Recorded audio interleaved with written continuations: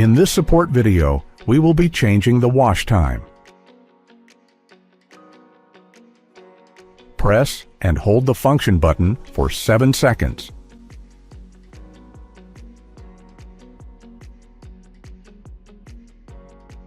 Press the function button to navigate to D1 for changing the wash time. Press the on button to enter.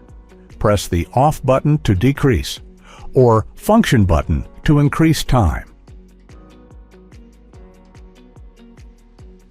Press the on button for 3 seconds to confirm and save the selection. You'll notice that the cycle one has a higher value than the entered value for the washing cycle. This is because there is a rinse waiting time of 5 seconds and a rinse cycle of 8 seconds.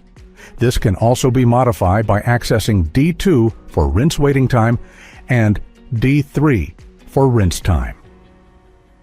D1, D8, and D9 is only for washing. You can also change the time for cycle 2 and cycle 3 wash time with D8 and D9.